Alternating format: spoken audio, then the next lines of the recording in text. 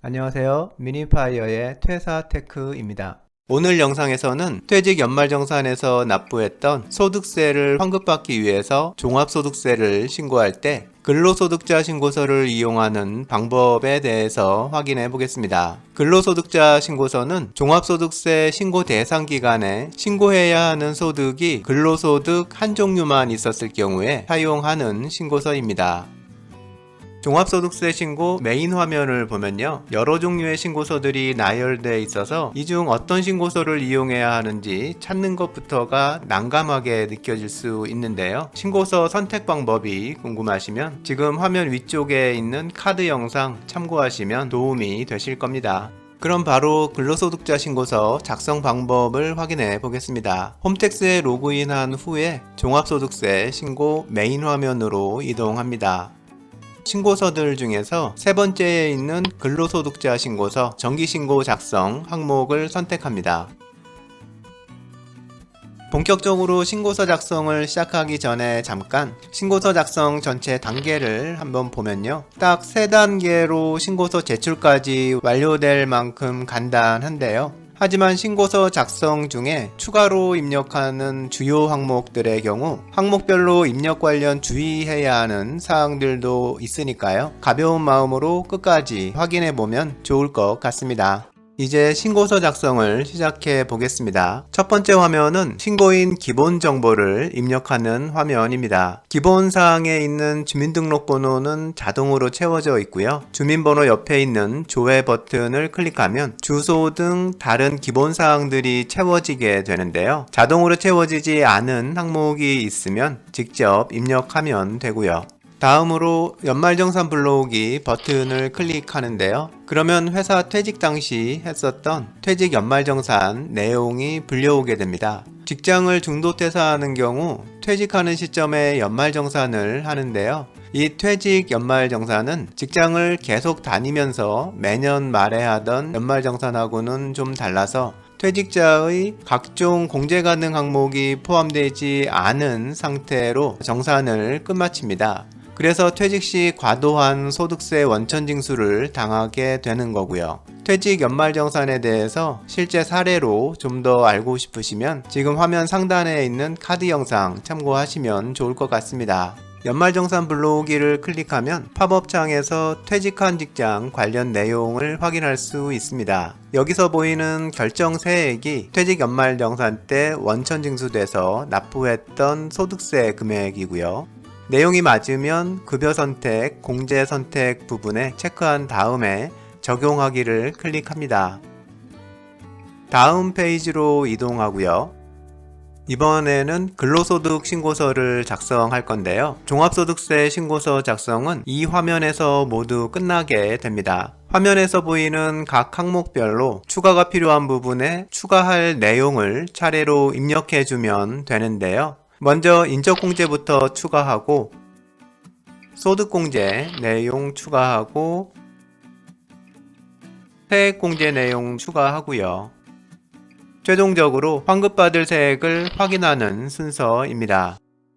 그럼 추가해야 하는 공제 항목에 대해서 하나씩 작성 방법을 확인해 보겠습니다. 먼저 인적공제 추가인데요. 부양가족을 입력하기 위해서 입력 수정하기 버튼을 클릭하고요. 팝업창이 뜨는데요. 이 팝업창에 추가할 인적공제 대상자의 주민번호를 입력하고 확인 버튼을 클릭합니다. 다음으로 대상자와의 관계를 선택하면 팝업창이 하나 더 뜨는데요.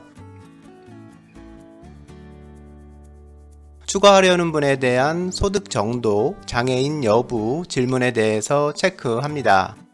다음으로 등록하기를 클릭하면 아래에 있는 인적공제 대상자 명세 상자에 방금 입력한 분이 추가되고 인적공제 금액도 늘어난 걸 볼 수 있습니다.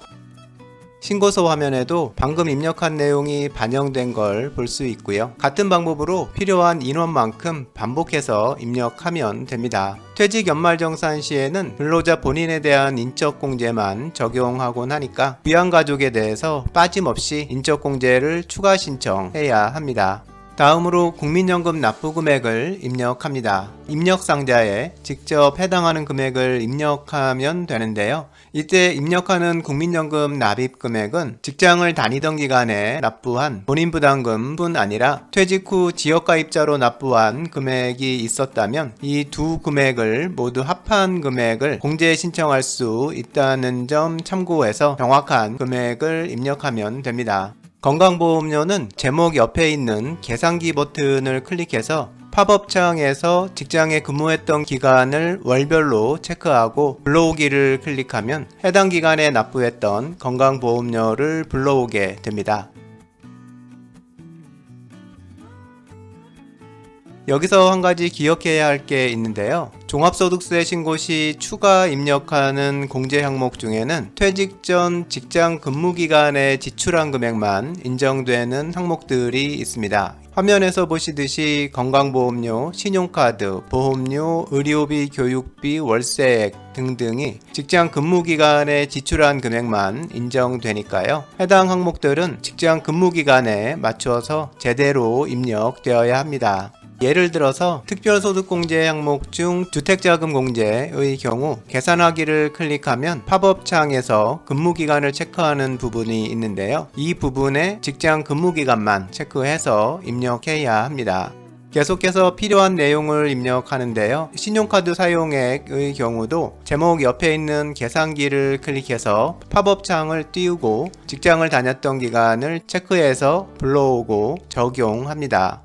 다음으로 세액공제도 추가해야 하는 내용을 입력합니다. 예를 들어 연금계좌 세액공제를 입력하려면 계산기를 클릭해서 팝업창을 띄우고 불러오기를 클릭해서 납부 내역을 조회한 후에 적용하기를 클릭하면 됩니다. 보장성 보험료, 의료비, 교육비도 동일한 방법으로 제목 옆에 있는 계산기를 클릭해서 팝업창이 뜨면 근무했던 기간을 체크하고 해당 금액을 불러와서 적용해주면 됩니다.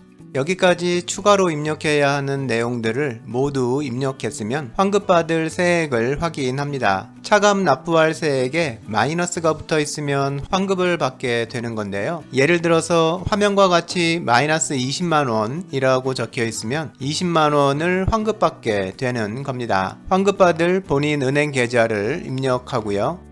이번 종합소득세 신고에서 추가로 공제받으려고 했던 내용들이 모두 맞게 적용되었는지 다시 한번 꼼꼼히 확인해 보고요. 내용이 모두 맞으면 신고서 작성 완료를 클릭합니다.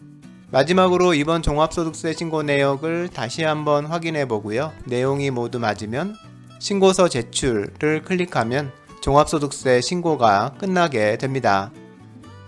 퇴직 연말정산 환급을 위한 종합소득세 신고서를 근로소득자 신고서를 이용해서 작성하는 방법을 확인해 봤습니다. 신고서에 추가로 공제 신청해야 하는 항목들의 작성 방법은 일반 신고서를 작성할 때 사용하는 방법과 동일한데요. 근로소득자 신고서의 경우 신고할 소득 종류가 근로소득 한 가지로 단순해서 신고서 작성 자체는 일반 신고서를 작성할 때보다 간편한 건데요. 근로소득만 있는 분인 경우 근로소득자용 신고서를 잘 활용하셔서 간편하게 종합소득세 신고를 완료하고 환급도 많이 받으시면 좋겠습니다.